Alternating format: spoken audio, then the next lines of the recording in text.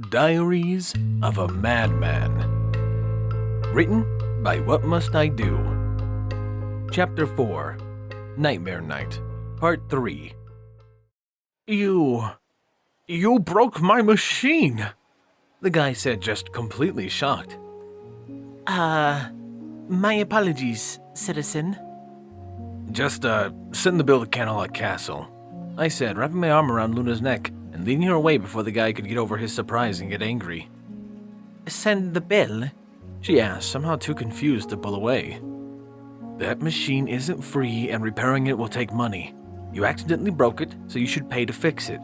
That's why he doesn't complain about the princesses that ruined his business. I see. Times have definitely changed. And why is thy arm around our neck? Sorry. I let her go and put some space between us. Just wanted to get you away from that guy before something happened. You never know how some people will react. That is acceptable. So where did Twilight go? When the tab broke free, it hit Rainbow Dash. Twilight went to go check on her. I looked over the way to see that neither of them were there. Looks like she took Dash off to get checked out by the doctors, I suppose. We might be alone for a few minutes. How can we be alone if there are two of us? Just a phrase. Let's walk around, see what we can find. Very well. Let us roam. We started walking, looking around at all the games and shit being played. So you said that I have beat you in that department. What does that mean? You're a hell lot stronger than I am. If you lose every game here, at least you have that as a consultation. It hardly feels consoling. Celestia and I have been stronger than almost all ponies for thousands of years. What game is that? I followed her gaze and saw a few ponies throwing darts at balloons. Oh, darts. The point is to use the darts to pop balloons. Sometimes the balloons are worth different points. We shall compete, She declared, stepping up to the game booth. Is there an unused board? She asked the fellow behind the counter. Indeed there is, princess, he answered, putting the board that obviously wasn't being used behind him. You want to play with your friend there? Yes. Navarone, step forth. All right. I did as she commanded, joining her at the front of the booth. This reminds me that I need to get a dartboard in the library. It's getting boring there. Then read, Luna said as the guy put 5 darts before each of us. No magic, he said before Luna could pick up one of the darts that way. Reading gets old when that's all you have to fucking do. What are the point values? I asked. Red is worth 3, yellow is worth 2, green is worth 1, he said. Of course, there were a lot more green than other two. Basically, he had several large targets on the board, with green balloons set on the outside and red and yellow on the inside. I casually tossed one of my darts at the center of one of the targets, impaling a red balloon. She sniffed and tried to match me. Instead, she hit a yellow. I proceeded to hit 2 more reds, a yellow and a green. She hit a single red, 2 greens, and another yellow. She snorted in anger as the guy pulled the darts off the board with magic. Care to try again? He asked, setting the darts back in front of us. Nay, she darkly answered, glaring at me. You can't expect to get better without trying, I said. And I have a lot more experience with carnival games than you do. We can practice on our own time, she answered, turning and starting to walk off. Special some pony not like losing, the guy behind the counter asked quietly. We're not dating, I replied. And no, she doesn't like it. Then you get the extra stuffed animal. I think you know what to do with it. He pulled out a very large fluffy bunny and shoved it at me. Really? I sighed, taking it. She seemed pretty upset. Thanks, I guess. I took the giant and walked off to find Luna, who thankfully didn't want her off too far. Since she was facing away from me, I just laid it across her back, making her jump. Relax. What did you put upon me? She asked, turning her neck to peer at it. Another gift. Consider an apology for showing you up. Your apology is unneeded. Her horn lit up, and an aura appeared around the bunny, but I put a hand on it before she could remove it. Keep it anyway. I want to see if we can cover you entirely in these things before the night is out. That would hardly seem enjoyable. But it would be really adorable. She blinked in surprise. You want me to keep looking for games? Princesses are not and never will be Adorable. she replied. However, she didn't make any efforts to remove the bunny from her back. And yes, we shall continue looking for games. Excellent. I took a quick moment to peer around the area before spotting something that made me smile. Just wait here a sec. I gotta take care of something. She rolled her eyes as I quickly wandered towards the same cult I had been tormenting since I got dressed up, who was playing a skee-ball game. The butt of my scythe came down right in front of his head, slamming onto the ground with a loud crack. Dost thou have no sense of self-preservation? I hissed, leaning down. His eyes followed the scythe up until he was peering into my heavy mask once again. The ball he was holding fell from nerveless, whatever he was using to hold it with. With it on the ground, he began galloping away again, screaming about the monster that was stalking him. I stood back up straight and walked over to where I had left Luna. Sorry about that. Let's go.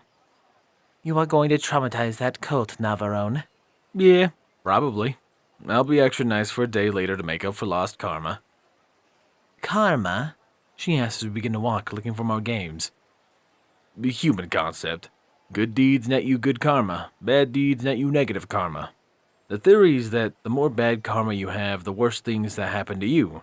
And of course, the more good you have, the more good things happen to you. Of course, it's complete bullshit, but it sounds nice. I see. What is this game there? Ring toss. Though I've never seen it done with unicorns. In the booth, 2 unicorns dodged back and forth as their players tried to get rings around their horns. You interested in trying? It could be interesting. We shall try it. Yes. We stepped up to the booth and waited for the 2 players to give up before getting closer. You two want to try? The female unicorn asked, pulling the ring off her horn. We do, Luna said with a nod. All right, standard rules apply, which means no magic, she said. The guy with her used his magic to put 15 rings in front of each of us, blue for her and red for me. We'll use the colors to tell you apart, so you can aim for either of us. Ready? We both nodded. Go. Before she could move, I threw one of the rings at the guy, just barely making it around his horn. That was the only ring either of us got. Those 2 were ridiculously good at dodging. Cheap shot, the stallion said, when Luna and I both ran out of rings. Cheap, but fair, I said with a smile. Yep, the mare answered, pulling a Beanie Baby monkey from down where she had stored them. But you still only got one, so you don't get a big prize, unless you'd like to try again. This game is not amusing, Luna answered. It is far too difficult. Yeah, I agreed. You 2 are too good. Me got a lot of practice, she said with a shrug. I just grabbed the stuffed monkey and the 2 of us left the booth behind. Before Luna could say anything, it joined the bear in her crown. We're getting you there. This is highly unnecessary. But funny, I replied. And in the end, that's all that really matters. You seem to really care for things that are funny. You have given me the definition of fun, but not funny. What does it mean? Man, how do you explain humor?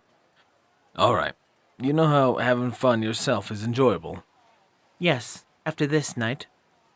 Alright, basically, something is fun when someone else does something that you enjoy watching or hearing. Like, if I told you a good joke and that made you laugh, the joke would be funny. Or if I tripped on my robes and fell and you thought it was amusing, that would be funny. That is a more difficult concept. You'll get it in time. Oh hey, do you like pie? I pointed on to our left, where it looked like a pie eating contest was about to begin. Of course, she answered with a nod. What is the point of that game? The point is to eat pie. Whoever eats the most wins. That is a game we can both enjoy. Win or lose. We shall play. Awesome. I fucking love pie. We walked up to the sign-up area. We too late to join? I asked Mr. Cake, who was on the other side of the table. Not at all, he happily answered. We decided on an easier way to play this year. Any pony can play at any time. They have 10 minutes to eat as much pie as they can. We record what they eat, and top winners get prizes when we track them down. Do you want me to add you both to the list? Yeah, you know I love eating your wife's creamy pie, dude. He was about to start writing until I said that, and then his head jerked up, his eyes blinking a few times. Wait. That came out wrong. He just shook his head and added our names to the list. So, can we start eating? Luna asked, looking at the tables of pie. Another quick episode today, but hey, I'm getting back down on the train of trying to give you guys consistent content, and I hope you guys have enjoyed. What I would like to thank, however, are my wonderful Patreons. Thank you, my Tier 1 Patreon Squall, Windfeather, Juan de la Paz, Starlight Blaze, Rain Flicker, and Dreamless Portal. My Tier 2 Patreons Chase Lemaster, Sword Brother and Mordred, Nocturne, Solus, RD Bryant, Captain Blue Shadow, Danish Dash, HKH4 aka Texture, and The Animated Ghost. And of course, a large thank you to Silent Titan, the requester of this series. I hope you don't mind slightly shorter episodes as I try to wrangle back in my normal schedule. That aside, however, this has been Firehearth. Have a wonderful day.